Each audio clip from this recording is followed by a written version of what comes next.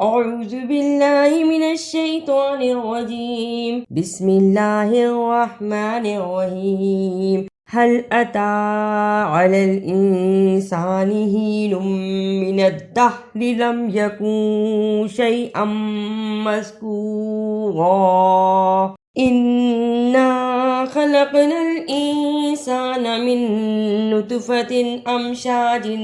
نبتليه فجعلناه سميعا بصيرا إنا هديناه السبيل إما شاكرا وإما كفورا إنا أعتدنا للكافرين سلاسل وأغلالا وسعيرا إن الأبرار يشربون من كأس كان مزاجها كافورا عينا يشرب بها عباد الله يفجرونها تفجيرا يوفون بالنذر ويخافون يوما كان شره مستطيرا ويدعمون الطعام على حبه مسكينا ويتيما وأسيرا إنما نطعمكم لوجه الله لا نريد منكم جزاء ولا شكورا إنا نخاف من ربنا يوما عبوسا قمطريرا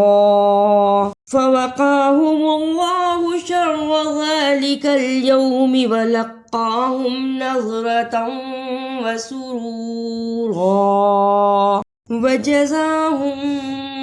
بما صبروا جنة وحريرا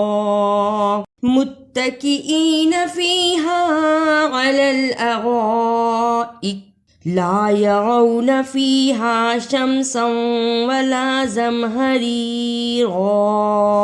ودانية عليهم ظلالها وذللت قطوفها تذليلا ويطاف عليهم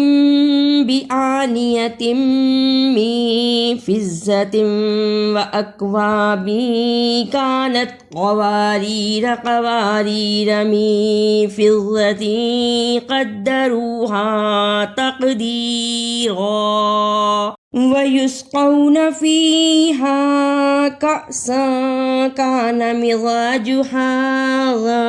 زنجبيلا عينا فيها تسمى سلسبيلا ويطوف عليهم بلدان مخلدون إذا رأيتهم حسبتهم لؤلؤا منثورا وإذا رأيت ثم رأيت نعيما وملكا كبيرا عاليهم ثياب سندس خضر واستبرق وهلوا أساور من فضة وسقاهم ربهم شرابا طهورا إن هذا كان لكم جزاء وكان سعيكم مشكورا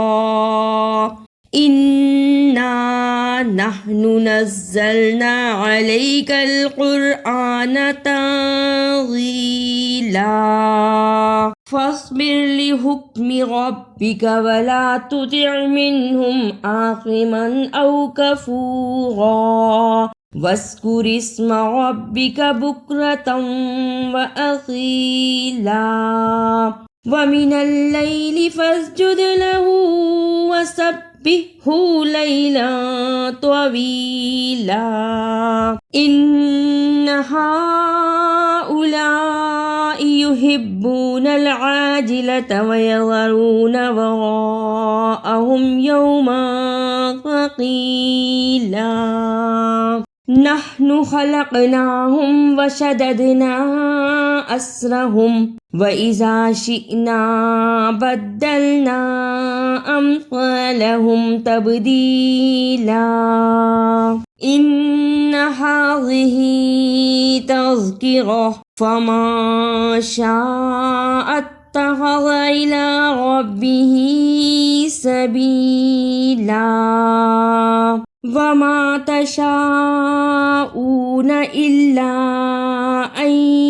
يشاء الله إن الله كان عليما حكيما يدخل من يشاء في رحمته والظالمين أعد لهم عذابا अलीमा। अगर आपको मेरी ये काविश अच्छी लगी तो इसे लाइक, सब्सक्राइब और शेयर भी कीजिए।